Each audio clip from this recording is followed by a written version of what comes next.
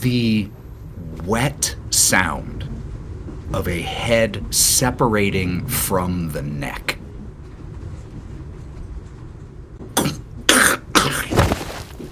The splatting of that head hitting old carpet as it rolls several times to come to a rest at the feet of Karina.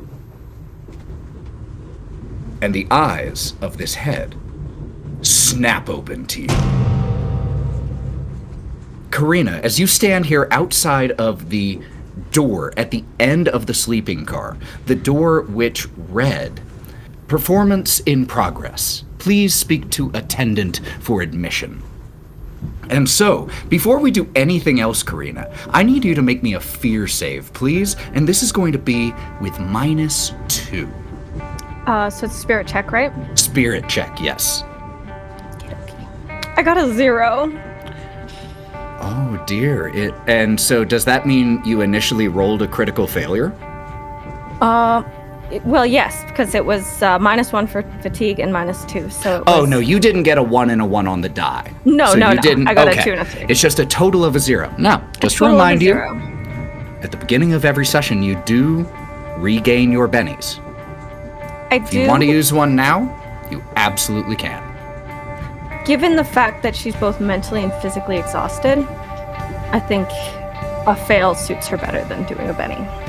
With that in mind, could you please roll me a d20, Karina? If I remember correctly, I want lower. Lower is better here. I got a natural 20. Could you please roll me a d12? I'm gonna put that dice over here. I don't want to use them anymore. Fucking terrified. Okay, I got a 1 on the d12. What are those fucking high 20s? I don't know, man. I don't know. Wingy as fuck. Yep, that's what you chose. But hey, you chose this. It's such a pretty dice, too. It is. It's betrayed me. Okay. This music fucks. Karina, the head rolls to a stop at your feet. The eyes snap open. And the weight of everything you have seen since you have arrived here in Barraville hits you at once, and it unlocks in you an absolute callousness and rage. You now have the major hindrance, bloodthirsty. Your hero never takes prisoners unless under the direct supervision of a superior. Cold-blooded ruthlessness. It often will cost you vital information, create enemies, get you into trouble. This is a new hindrance you have. And you can deal with it when you advance. You can try to get rid of it. But until then, this is a new permanent part of who Karina is. Hindrance twins! Yay! Just had to go off on your own. Yay! Just had to do it. This is gonna be fun. Do I count as a figure of authority, Karina? Too ruthless. Crazy. You can I boss would me think around so. anytime. And given that feeling that you have in that exact moment, what do we see on Karina's face, and what is Karina's first reaction? So you guys are behind her. So what they see is Karina fall to her knees and just unleash a guttural scream that just fills the quiet of this room. Her hands are clenched at her sides. There are tears streaming down her face, and she is just staring directly ahead, screaming. Okay. We have to do some initiative, some action cards here, because the head, with its eyes open, locking onto you as you drop to your knees and begin to scream, begins to rise up in front of you, floating of its own volition. And the relatively demure face of this middle-aged man who had been sitting here contorts, stretches. The gore that begins to rain from the severed neck doesn't make any biological sense with the pure amount that there is, as it rises and comes in to try to bite at you. But first, we have to get our action cards dealt out. So, okay. The order of events that we have is Brawk, 10 of spades. 4 of spades for Gloria, 10 of clubs for Hawthorne, 7 of diamonds for Karina, Jack of hearts for Nyne, and Jack of clubs for the head, which means the 2 at the top are the 2 jacks. The hearts will win the tie, however. So Nyne will go first, followed by the head, followed by Brawk, then Hawthorne, Karina, and Gloria bringing up the rear on this first turn.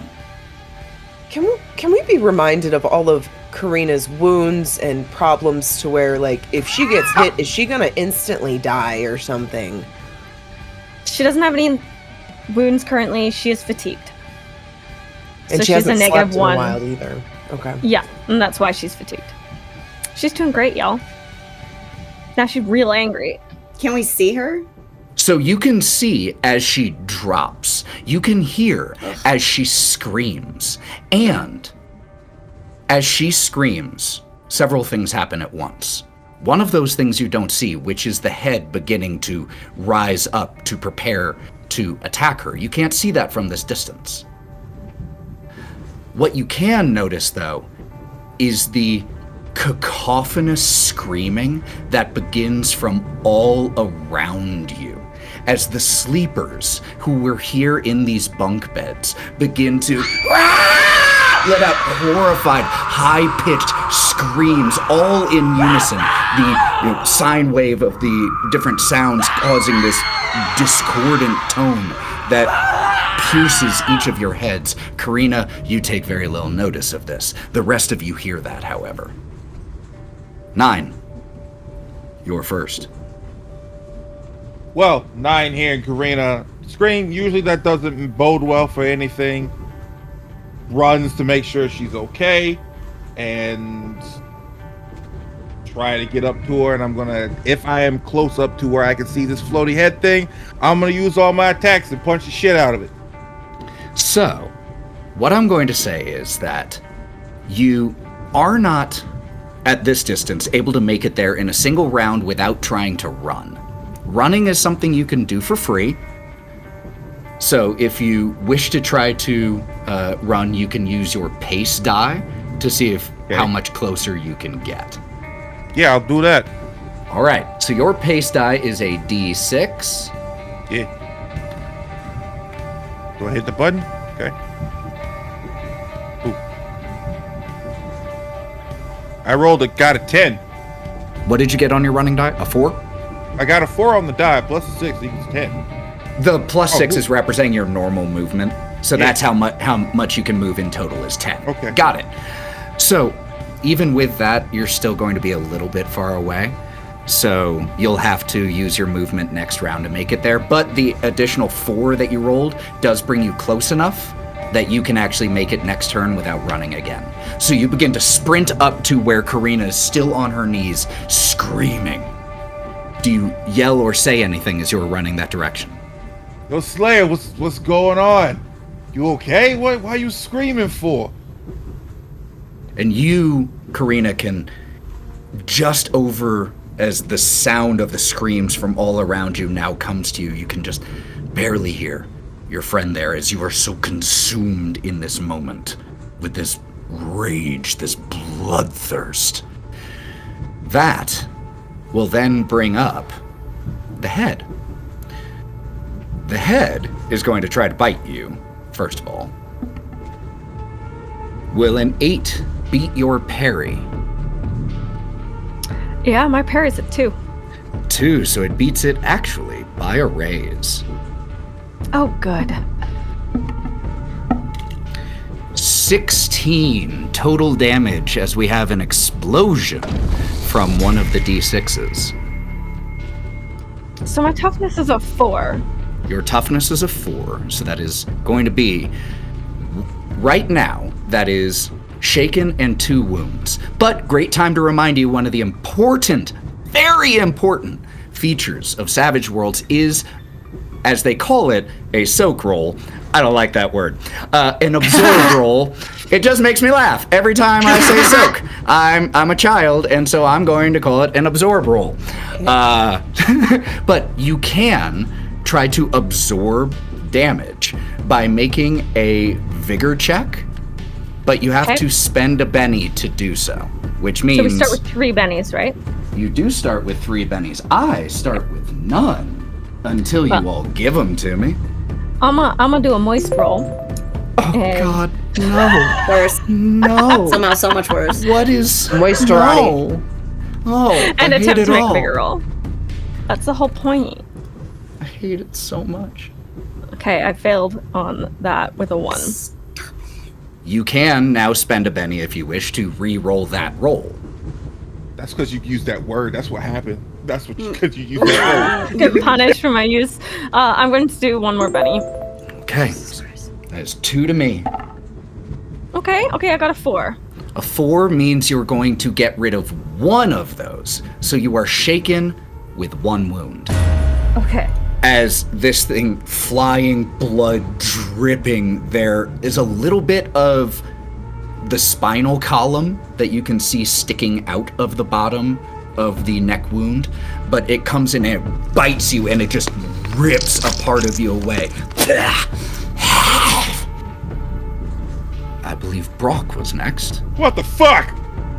Oh, thank you. Great reminder, Nyne. Now that you can see this, I need a fear save from you. It's not at a -2, because you didn't see the head separate. So fear save is a spirit check.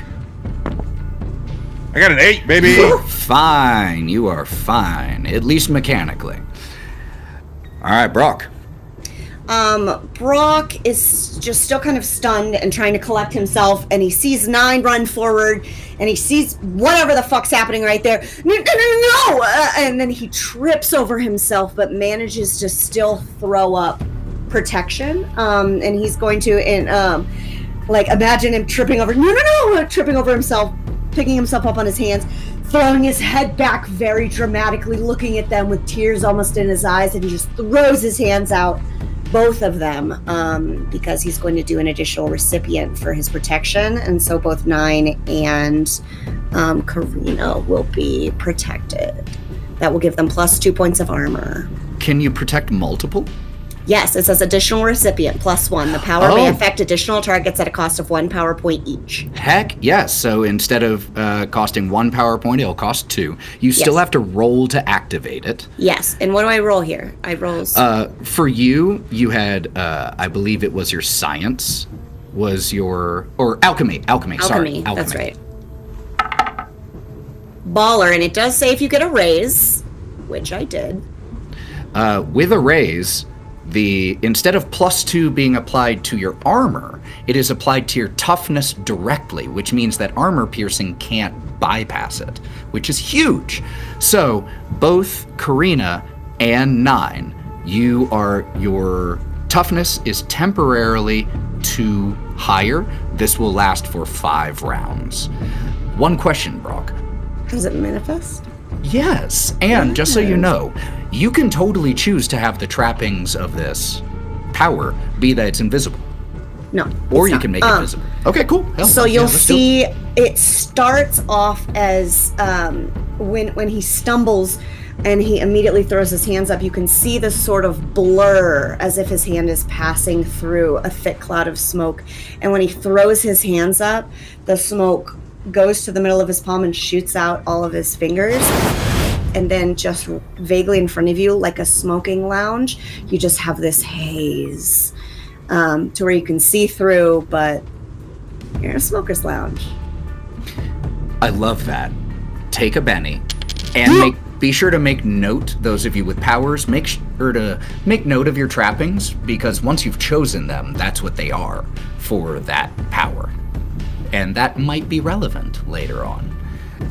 For example, like if you choose your blast ability to be fire, it is fire, which means if you encounter something with a weakness to fire, it takes more damage. You get to make that choice, but you have to make that choice once. Sweet.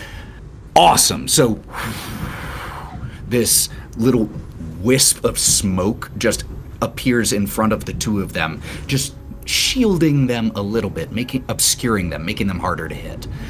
That then will bring us to Hawthorne. Gloria, you are on deck, and then we'll redraw. Oh, what about me? Oh, I'm so sorry. You are up before Gloria. I'm sorry. Good shout. So Hawthorne will first, after hearing Karina scream, want to impulsively go, but then sees Nyne just bolt off, and then starts hearing the screams all around him. And he will start by looking around to see what these creatures inside the beds are doing first. Are they moving, or are they like coming towards us? Are they getting out of their beds? So, because you were a little bit farther behind, you were able to, in response to these screams, dash off to one of the bunk beds where you can hear it coming from. The bunk beds, they have these curtains in front of them, so they have privacy. And from each one where you hear screaming coming, you see this black, smoke-like, liquid-like substance that is flowing out of each of those bunks. Do you still open it? Yes, Hawthorne would impulsively open it. Okay. As you pull this one open, you see an individual asleep here. It's a woman, halfling, but it looks roughly mid-30s, and she is weeping from a terrifying nightmare.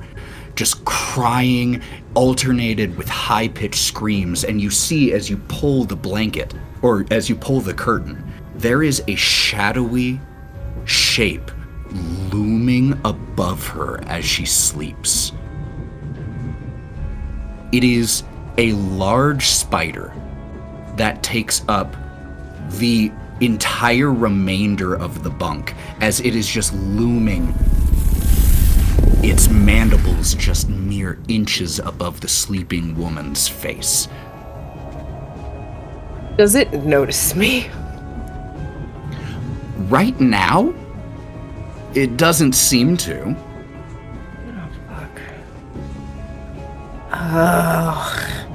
As a person, I don't want to do this. Hawthorne would. Hawthorne would do this. Hawthorne will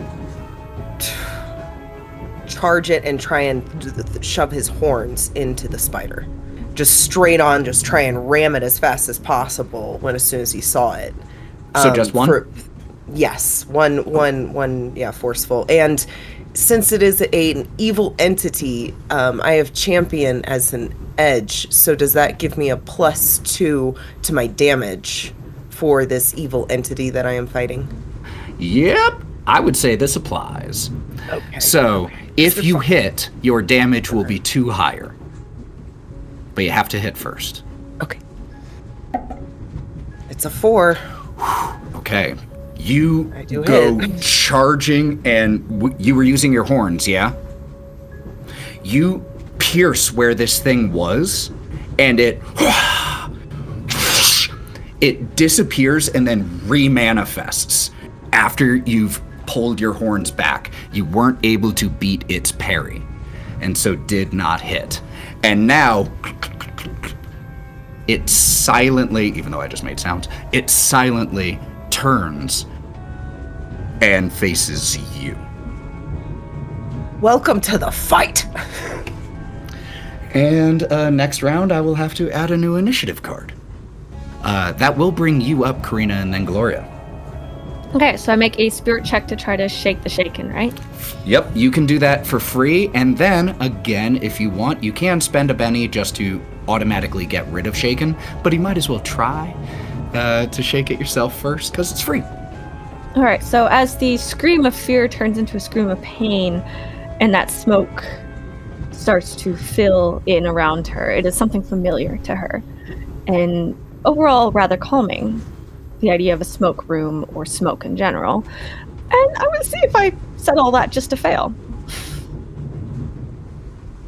All right, I guess I'm using my last Benny. So you spend a Benny to remove the shaken effect, no problem at all.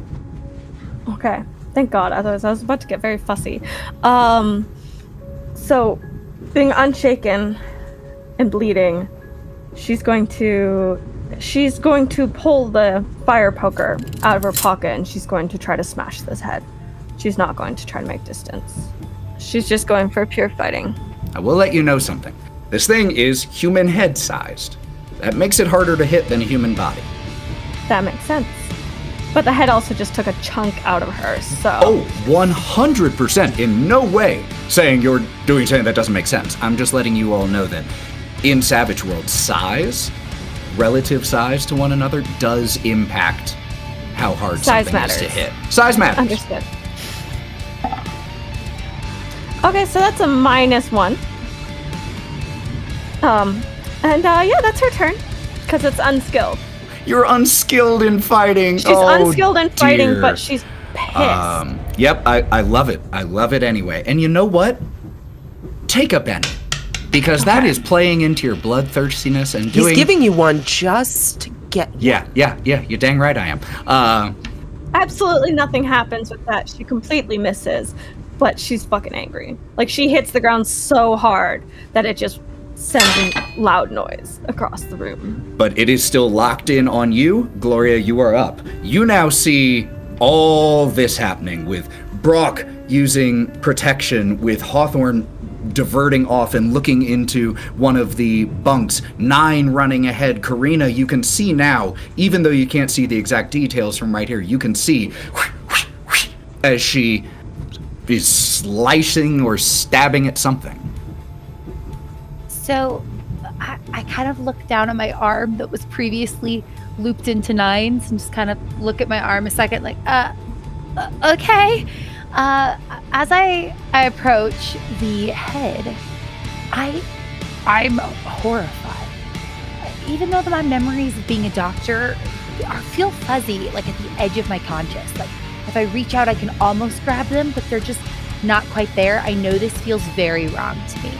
And so I think what I would do is there's something magical that's animating this head when their body should be at rest. And this is blasphemous. And so I'm going to attempt to dispel whatever's making this head magical. Like there's some weird magic here, and that doesn't feel right to me. Okay. I love this. So, that is a power of yours. It is, yes. It's only one power point, so the first thing you're going to have to do then is the range. Okay, so first thing, as you run up close enough to see this head, but not be able to, like, be physically in contact. You're able to be at range, but you can see it. Could you please make me a fear roll? Yeah, totally. I'm going to give you a situational, and Gloria wouldn't even know why, even if she understood what rolls were. A situational +1. So that's an 11 plus the 1 for a 12. Didn't even need the bonus. You see this. Again, I just want to make this clear for roleplay purposes. I know all of you know this. Just because you succeed your fear save doesn't mean you aren't bothered by it necessarily, but it just isn't mechanical. How you choose to respond to it, that's up to your character at that point. But so you see this, you go to cast Dispel Magic, or Dispel, so we have to do an occult roll for you. Yes. And I'll let you know before you roll this. This is going to be, in this situation, a -2. It's not a -2 for it to go off. It's a -2 for it to do what you're wanting it to do. Totally fair. So my D8 exploded. So that gives me a total of 13, even after the -2. Even after a -2. So that is... So I believe that's 2 raises. Yes, it is. Very much. That's my fucking girl. Let's go. Let's fucking go. Damn it. I understand heads. I've seen severed heads. And That's a line for this the should not quote be a book. thing. That's a line for the quote book if I've heard one. heads. I understand heads. I've seen a lot of heads. So what does this look like? So what it looks like is as soon as I'm close enough to interact with it, but not close enough to be bitten, my wings flap a little. And as I flap my wings, little golden sparkles seem to like flow and kind of fall over it. With a double raise, even with a penalty.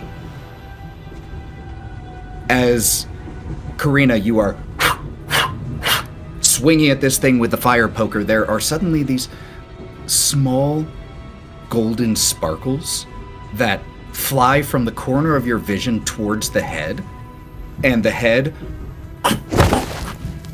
falls onto the ground. I'd like to go over, if it's possible still in my turn, and gently close the eyes. I'm not scared, I'm just sad. As the head falls to the ground, the screaming continues, by the way, so, and we are not out of action order. No. We still got another thing in here. And the ones of you who are closest to where the head was, though, you notice that the body, which had been still in the same slumped over sleeping position, as the head hit the ground, started to go and like feel around its shoulders and reach up to feel where the head should be, and just moves around where it isn't, just blindly looking for its own head. That brings us, though, to the end of that action, which means that the one who hasn't gotten to go yet is going to go. The giant spider. This is going to make a 2 fighting rolls at Hawthorne. That means it will be with a -2 on each one. First one is a 7. I have a 7 parry. 7 parry, so meat will beat, but that means no raises. So it is only going to do 10 damage to you compared to your toughness. That's a 7. Which means that it's not a raise, so you are simply shaken by this. Shaken, okay. Yeah. So that is its action, as this large, silent, shadowy spider has descended from this bunk. And as it descends, the halfling woman who was there crying and screaming suddenly...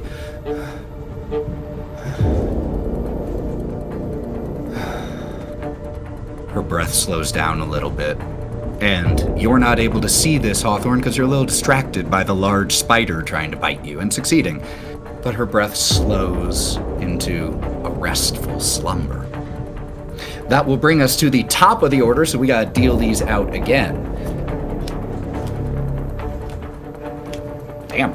All of you got your cards in a clump compared to the one remaining bad guy that we still know of here. So that means, or the one active opponent. So that means you all get to choose whatever order you would like to go in.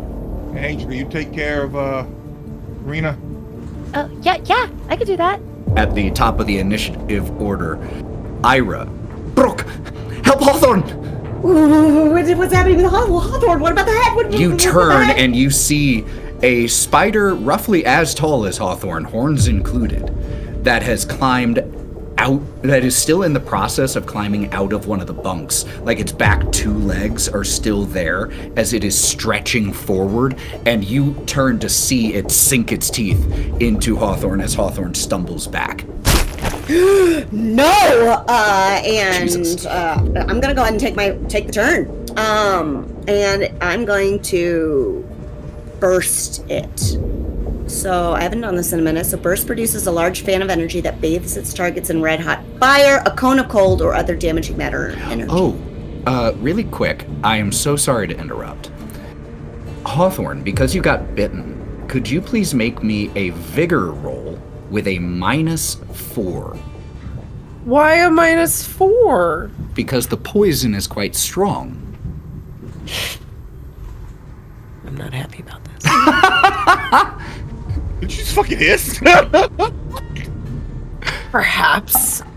Ugh. That is a 3. You will take 1 additional wound from that poison, so you are shaken and... Can I spend a penny to re-roll it? Absolutely! Let's do that. 4 for me. You got this, come on. Oh no, it's way fucking worse. You can spend another. It's only your first. No, I take my wound as prideful Hawthorne would. So you are able to see, Brawk, as this shadowy spider silently stabs the shoulder of Hawthorne. Yes, I am proud of that unintentional alliteration. And from where the fangs pierce into Hawthorne's shoulder, there is this gush of thick, sludge-like black liquid that, as it pours from the wound and from the fangs, dissolves into mist before it even hits the floor. Okay, so hang on. So what Hawthorne? What was Hawthorne? And then I see over. Oh fuck! And I'm gonna just slightly run and then kind of freak out a little bit and just go. And I have the option to use my burst as a stream, which I'm going to do. Mm-hmm. But I'm going to stream this fire laser finger because my goal is to get it off of Hawthorne. So I'm additionally going to dump 2 extra power points to increase my damage. Okay. If I get a burst, it can be to 46. Otherwise, it's just 3d6. Yes, if you get a raise, it's 46. Otherwise, 3d6 normally. So go ahead and make your alchemy roll, though, to see if this goes off.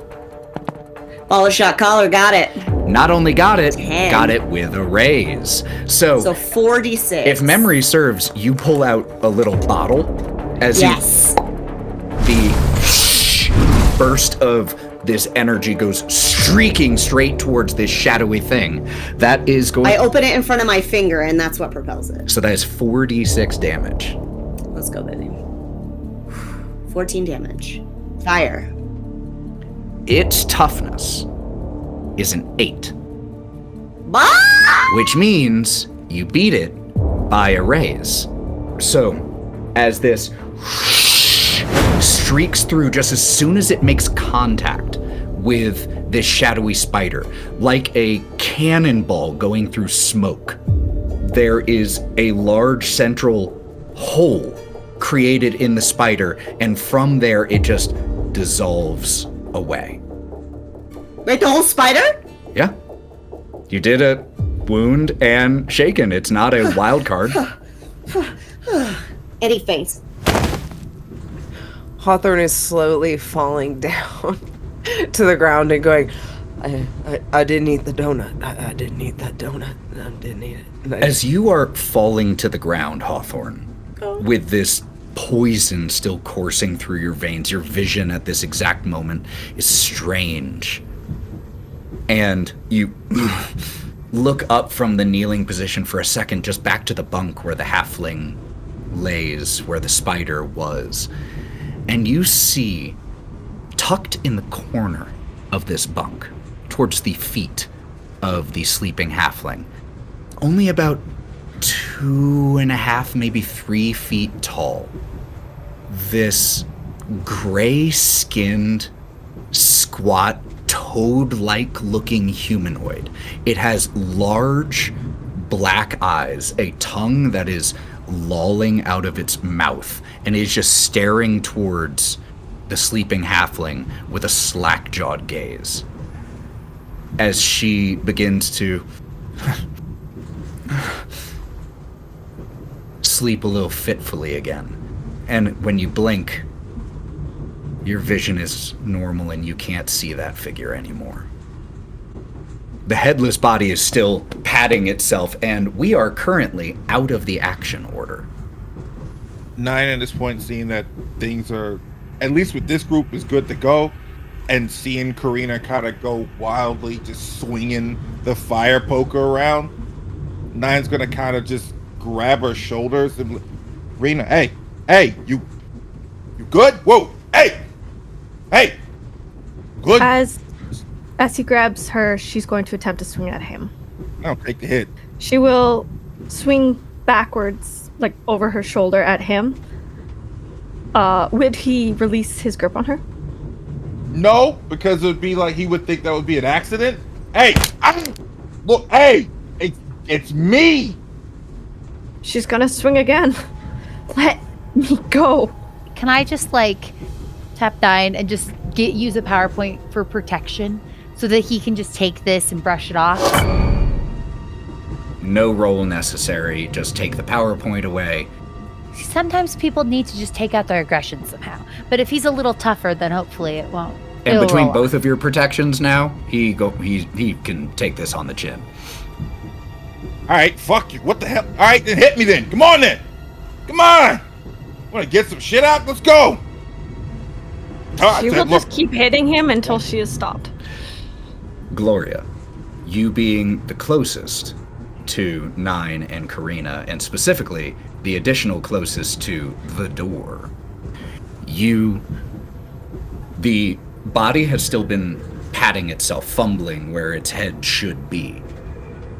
And the head, you just happen to look down at where it was, and like an individual in deep sleep, you can see movement of the eyes behind the now closed eyelids.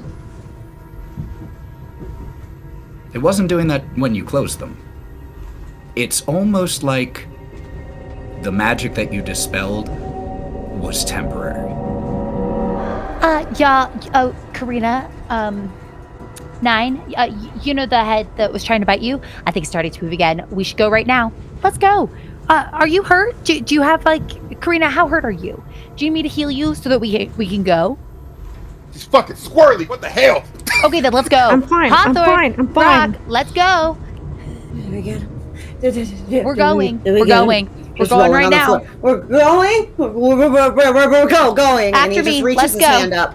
Is Hawthorne cognitive enough to stand up and walk? Yes, because Okay. first of all, go ahead and make... I didn't know what the poison was doing. Since we're out of combat, Shaken is going to go away, because since you get to make that check every 6 seconds, you would inevitably get it. So Shaken is gone. You still have the wound, which is a permanent -1 to things. Hawthorne, are you good? Do you need me? We need to go. What? What? Where are we going? Oh, no. What happened?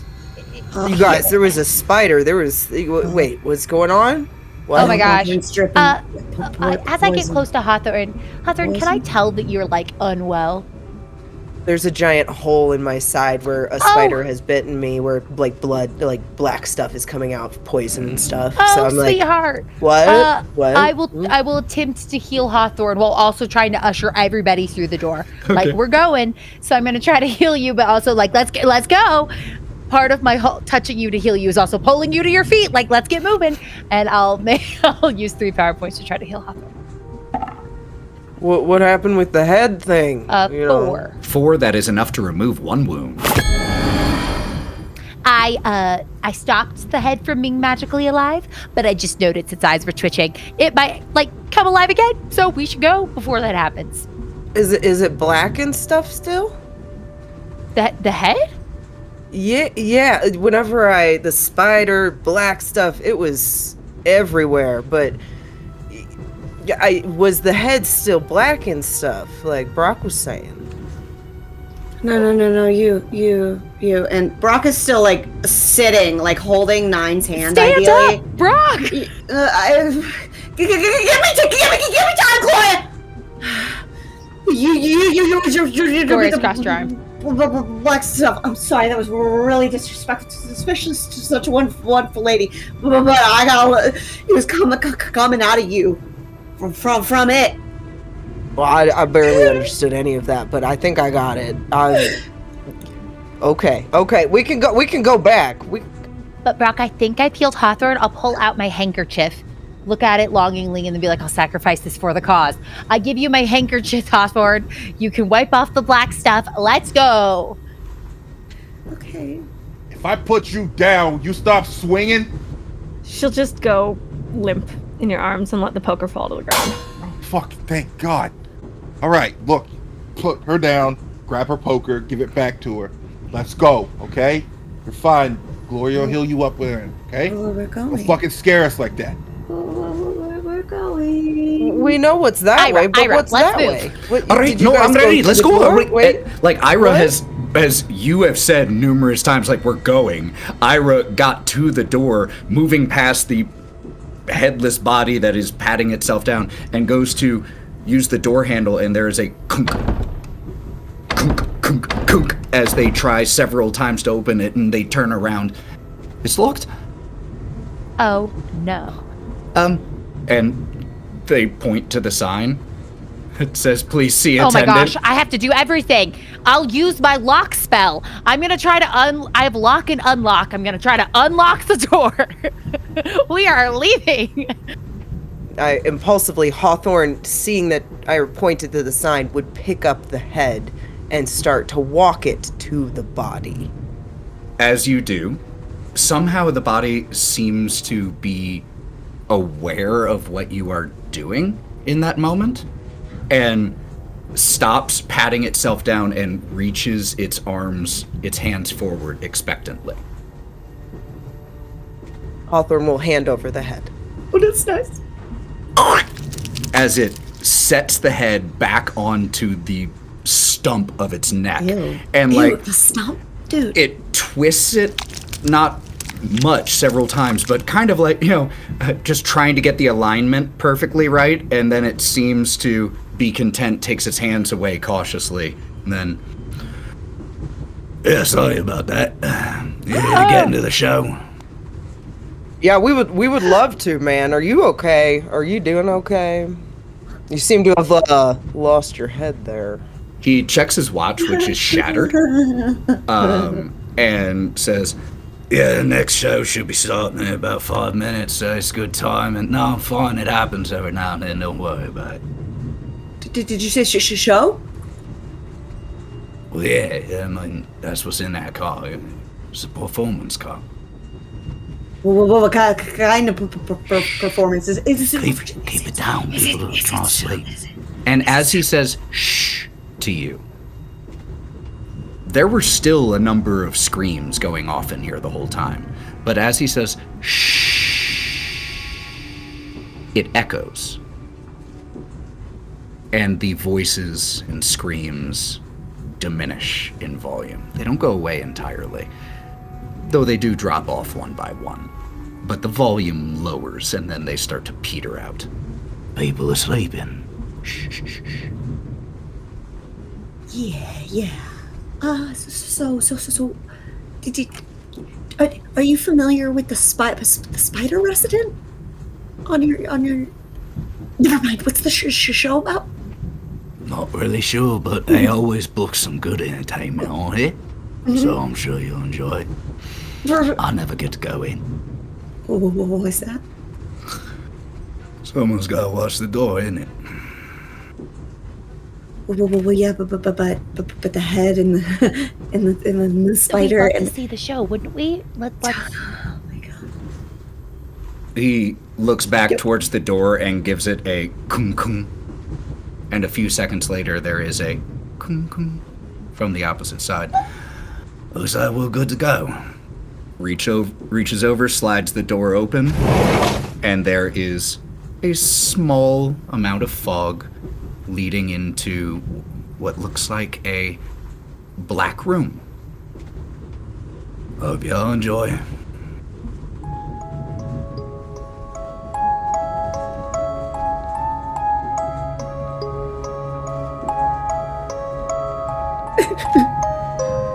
Just kind of usher everybody through. All right, let's go, you guys. Hey, what's your name? Okay, Sleepy. You got a name? He opens his mouth, starting to answer, and then it hangs there for a sec, and he closes his mouth and shakes his head again. Sorry about that. You here for the show? Okay, so hey, no disrespect, your head fell off and bit my friend. Mine is kind of. I apologize about that for what it's worth. I don't really have control over the way it happens. I appreciate the apology. And Nyne is still kind of inside the train car, and I gotta do this and just pops him in the jaw and leaves. As you do that, could you make me a quick spirit roll, Nyne? Cool. And we got a 2. I'm gonna spend a Benny. Okay. There we go. That's better. What'd you get? I got a 20. You feel like as you like, as you're hearing his explanation before you clock him, there's a second where you just feel pretty tired for a second, and those beds look really nice. But then you just, as he's doing his spiel, you rub your eye and then just pop, clock him right under the jaw. And as you do, the head disconnects and the body just kind of drops back down into the chair. The screaming of the head starts as you pass through the door and shut it behind. I feel good. And just looks at Karina. Don't ever say I don't do anything for you. She doesn't even acknowledge you. She's looking down at her feet right now. You good? Kind of gets down to her. Let me just get off. Don't know how far we got on the train. I don't know how many cars are left. As you all step into this room, it's a black box theater, but in a train car. Curtains are black, carpet is black, chairs are black, stage painted black. There is a stage. The sound of the train itself is a little bit dampened in here from all of the curtains that hang in here. There are no windows. There's no one sitting in any of the seats. And up on the stage, where there are about 12 rows of seats, and there is an almost, as you approach the stage, an almost charmingly rudimentary set kind of just materializes into being. And you can see that there are actually 5 separate sets up here currently, little vignettes. There's no one else in the theater right now. There's no one on stage at the moment. It's just you all. The second Karina enters, she's going to find a place against the back wall and just slide down the back wall until she's sitting on the carpet, and then just pull her knees to her chest and hide in fetal position. So you enter along one of the wings, and the exit to the car is at the opposite side of the audience. I want to look around. Do I see any like severed heads?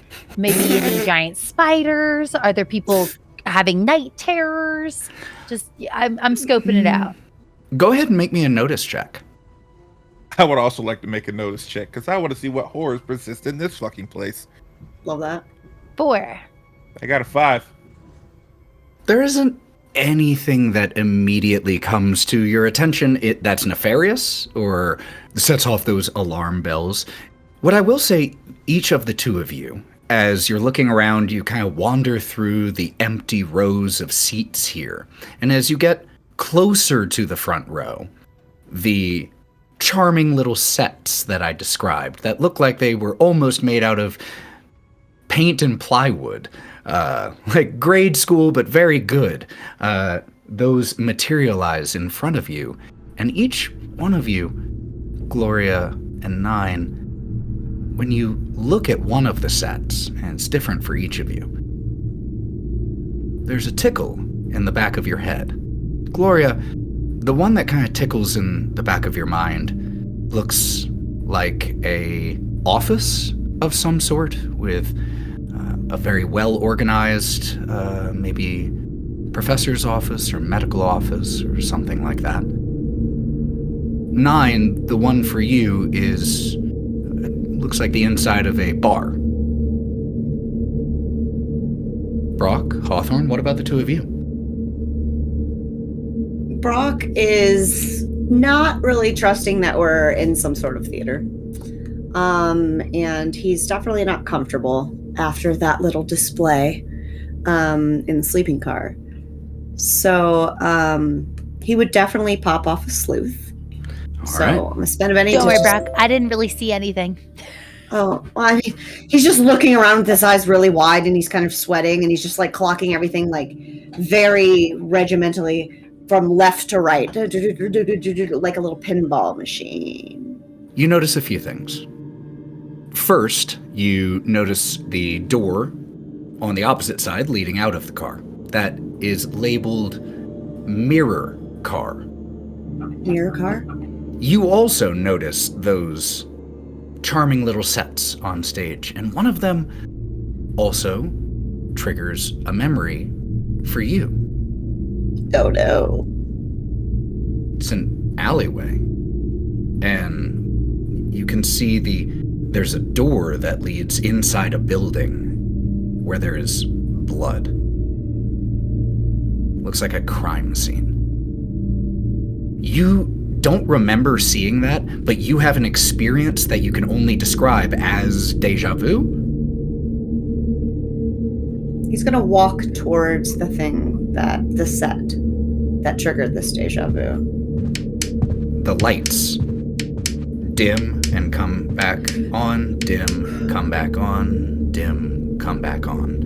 There is a voice overhead and all around. Please take your seats. The show will begin shortly.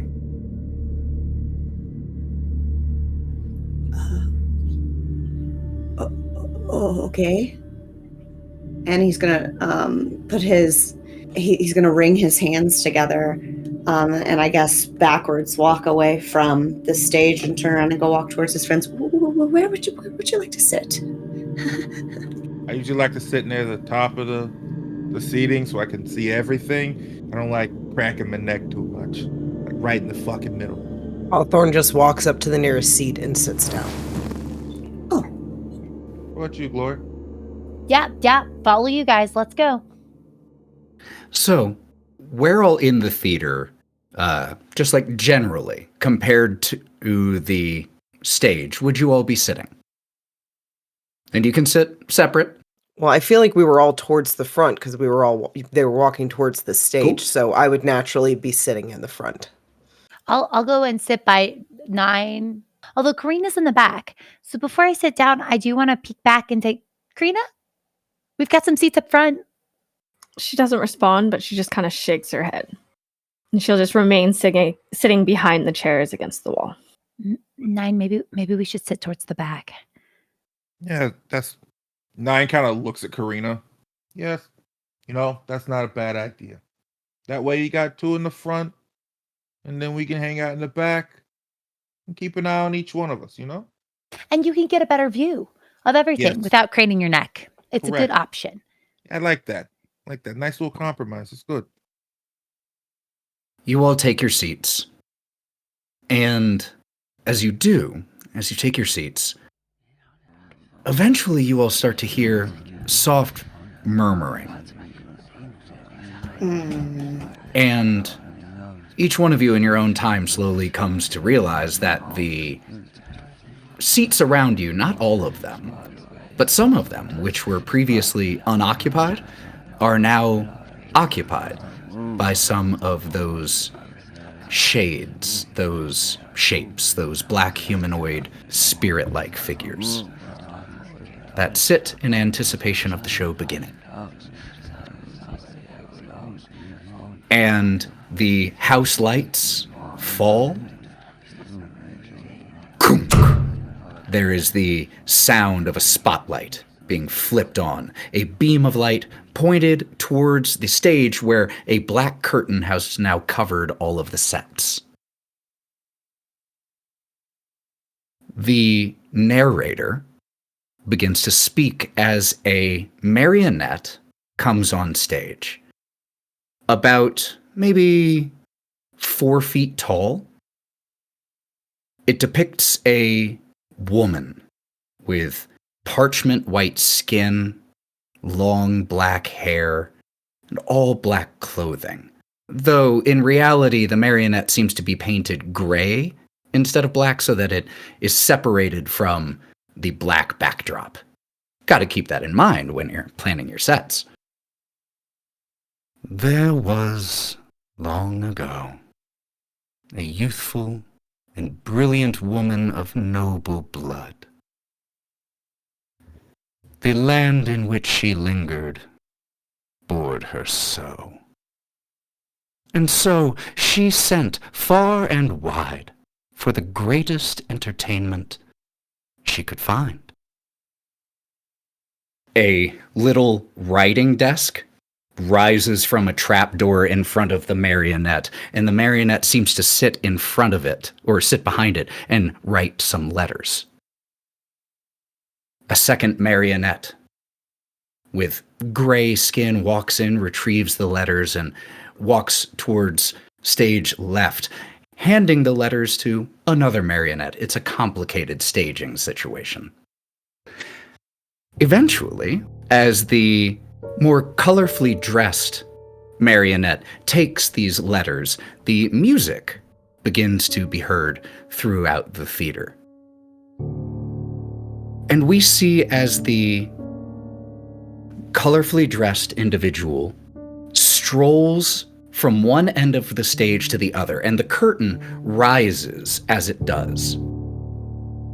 The first place that it goes is the scene that stuck out to you, Brawk. An outdoor scene that seems to depict a crime scene. And there is now another marionette there, crouching down, a tall figure,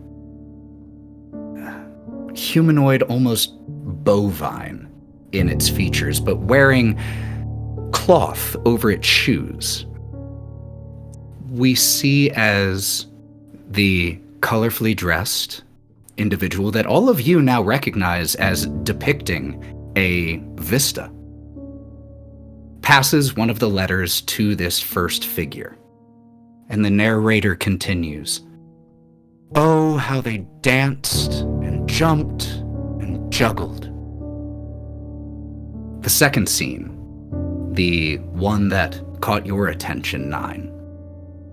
The Vista marionette walks into this tavern and hands the letter to a marionette that looks almost like you. But the panther head is too large. It looks like an ornament rather than a true head, a head dressing.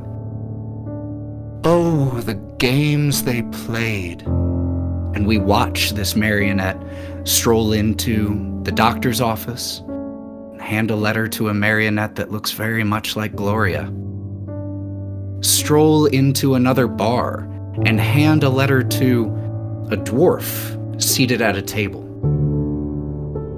And stroll into a room with curtains everywhere, handing it to a female marionette that seems to be smoking a pipe fairly similar to the one that Karina herself smokes. Oh, the games they played, all the while thinking they wrote the rules. That they wrote the plays, they wrote the jokes. But one day, the curtain drops. We see the 5 marionettes that the Vista one had deposited a letter to, standing in front of the woman dressed in all black, who now has been replaced by a marionette that is wearing a black dress instead of what was almost more akin to black armor before. One day, the jester's jibes didn't make the woman laugh. The strong man's feats of strength grew frail. The brawler's bravado fell flat. And so the woman did the only thing she could. The same thing she'd done 100 times before when her toys failed to entertain. A pair of gloved hands, unnaturally large, descends from above the stage. If these hands were attached to an individual, they must be 40 feet tall. And the hands reach down and grab one of the marionettes. Could each one of you roll me a d20? 18. 8. Also an 8. 20. Karina with a 2. The hands reach down. The marionettes on their own seem to scatter from under its impending grip like fish fleeing from the net. And the hand reaches down and grabs the marionette that had been smoking that long pipe. Grabs it in both hands and snaps it in half. And as it does, blood pours forth from the severed marionette. The marionette's face contorting to a silent scream. I whisper towards Nyne. That feels inaccurate. Marionettes shouldn't be bleeding. I don't like marionettes. I don't like dolls. The audience around starts to laugh and cheer as the marionette is snapped in half. Do you all do anything in this moment or say anything, or do you keep watching? Nyne would instinctively... Oh, God, this is gonna... Don't listen to your black thoughts. Just do it. Nyne will turn around and look for Karina. What does he see? Karina is sitting there. Her knees are down now, and she has one hand resting on where she was bit.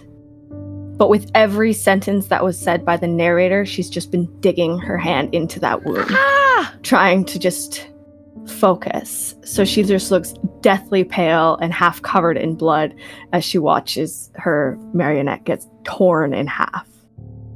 Her eyes are wide, and she looks a combination of both angry and just terrified. And if I am allowed, I would like to give her the shaken.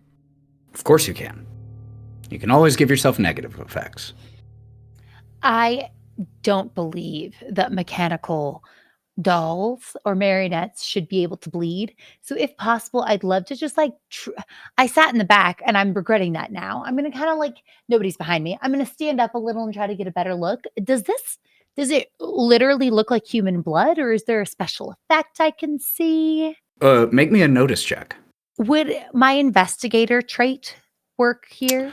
If you get close to it or get your hands on it, yes. Because investigator is working with a thing. Yeah, but I'm not close right now. I'm in the back. Yeah. I rolled 2 5s. 5. Okay. That looks like blood. If it might be a special effect. It might be you don't know how it's done. It might be a special effect that is utilizing actual blood as the material component of it, but as far as you can tell from here, that's blood. And as you stand up and stare and start to move closer, trying to figure out what's happening, the narrator continues. No one heard as they flailed against the inevitable. No one heard as they screamed at their own certain failure. No one heard, and no one cared about the plight of the toys that thought they were the players. Oof. The end! And the voice of the narrator shifts to this very unnaturally cheerful sound. The body of the marionette drops from the hands as the hands make a sort of ta-da, sweeping gesture. All the marionettes that you have seen be used, including the snapped in half Karina, or the snapped in half one that seems to be representing Karina, stand and take a bow. Though the half Karina is basically just the bottom half at this point, that kind of just does a curtsy from the knees. And as they walk off stage, that Karina shoves the upper half of its body across the stage with its foot, leaving a long streak mark of blood. As they start to exit off stage, there are cheers and applause from the shade-like things all around you. And then, as the lights in the room begin to come back up, those figures disappear. Brawk is going to lightly snap. He is going to throw himself up out of his chair, hyperventilating. You see? You see? That's what I was saying before. We're toys. Here. We're going to die here. And he points at the stage. And then he just lets himself sink to the floor in front of Hawthorne. Yeah, Hawthorne just pulls out a bottle from his jacket and takes a drink while Brawk has this moment. Can I look closer at the blood? Absolutely. So you go up there, and your investigator trait. I think I just get a +2 when I investigate things. So it specifically seems to be for like papers and all of that, but I'm going to allow it for this one also because of your medical background as well. I'm going to let it apply to medical things. So you can make a notice roll with a +2 now that you're closer. Okay, I'm going to look towards the blood, and I want to look for like clotting. Does it appear like it's interacting with oxygen in the air as I would expect it to? Love that. And then I also, I'm worried about this. 6. You walk up to the stage where there's this streak of blood, and you like run your finger over it to get some so that you can check it, and none comes up. Not only does none come up, where you run your finger, there isn't even a mark. Which, with a 6, your first thought is, this is entirely an illusion. There's I can't physically interact with this. So it must not be physical. Okay. Nyne will have been just staring after looking back from Karina and staring at the rest of the play. You'll just hear Nyne underneath his breath and progressively getting louder until he bursts out, "I ain't no fucking plaything!" And as you see, his hands have broken the seat in front of him because he has dug his claws into it and then has broken it. "Ain't no fucking plaything. I told you that." You 6 foot tall piece of shit. I fucking told you at that goddamn cursed ass house that I ain't no fucking plaything. I'm nobody's fucking toy. I'm my own fucking man.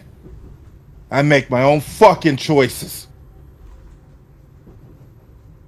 I'm not dying on this fucking train. I'm not dying in this fucking hellscape of a fucking city. Fuck you and everything you fucking stand for. And throws the back of the chair up into the stand. "We're leaving now." Just clatters a few feet from you, Gloria. And Nyne, I'm not sure whether getting a response or not getting a response would have been more satisfying for Nyne. But as you shout this, there is no response.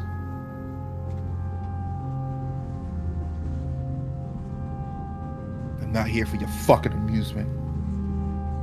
Fuck this shit. I'm ready to go.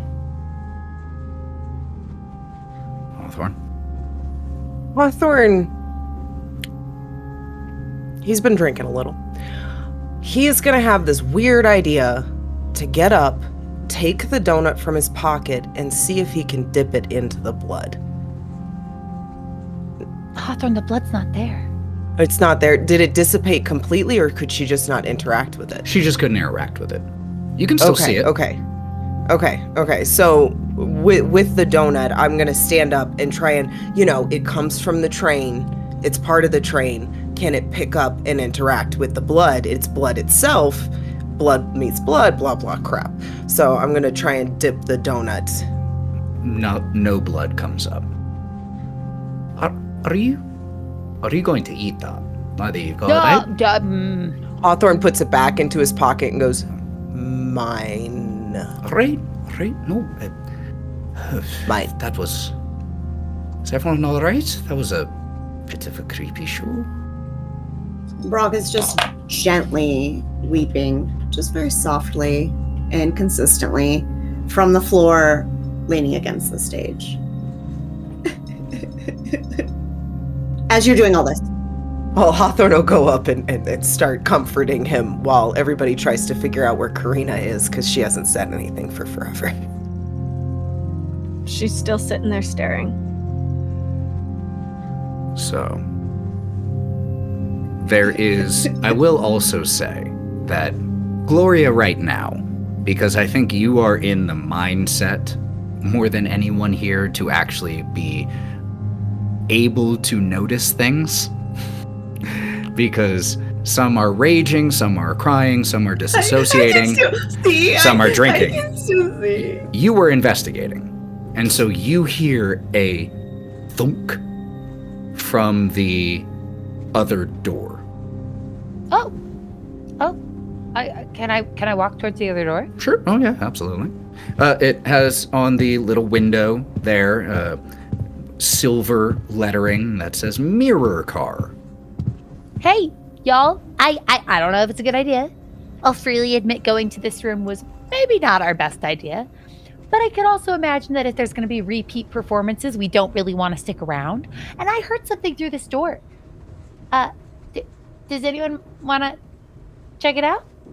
One of those shade figures reappears in the room, fairly large in compared to some of the others. Not huge, but, like 8.5 feet tall.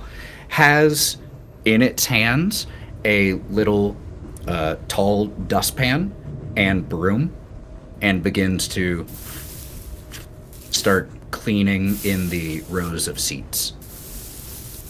The fuck is this guy? Can I, go up to the door and test the handle? Is it locked? Nope. Unlock, as soon as you try it, opens. The sound of the train gets a little louder as you are able to hear the train outside. You see the fog, and you see that there's another car. Would anybody want to check out this room? Brawk? Or maybe stay here? You hear Brawk sigh, but he puts his hands on his knees and stands up. He grabs the lapels of his jacket and he tosses it back onto his shoulder.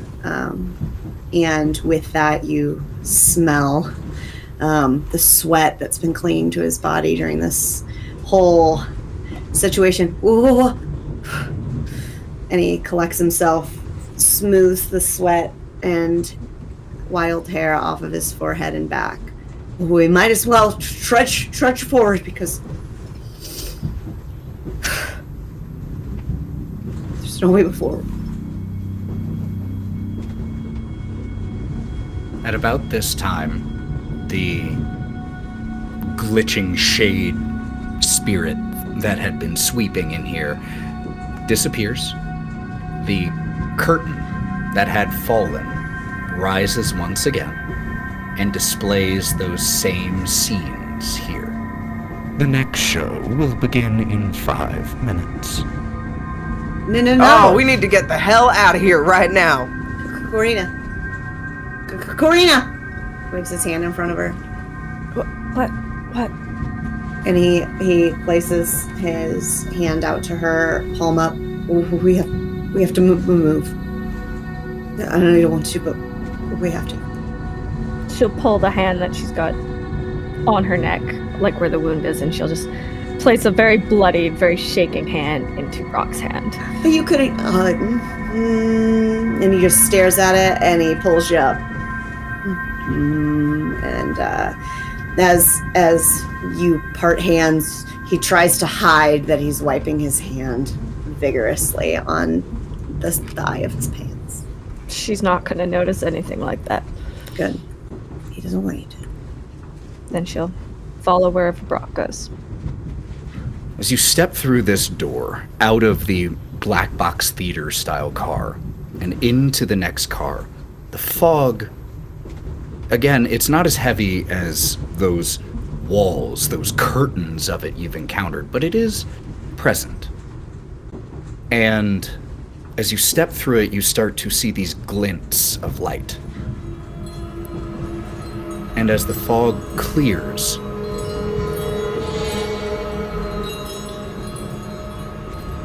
you don't even remember walking through a door. But you find yourself in a room whose size you cannot determine because every surface of it is mirrored. There are strange and confusing angles in here. It isn't a simple box. There are halls and twists and turns, the floor, the ceiling, the walls. Everything in here is mirrored. And you are immediately greeted by your reflections.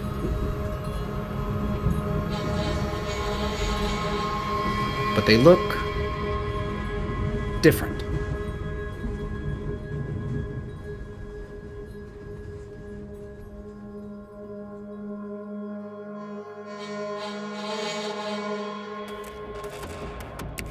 Thank you for listening to this episode of The City of the Crimson Tower. Gloria was played by AnotherBug, Karina by Matty, Nyne by Mav, Hawthorne by Sally, and Brawk by Lauren. And Ethan did all the other stuff.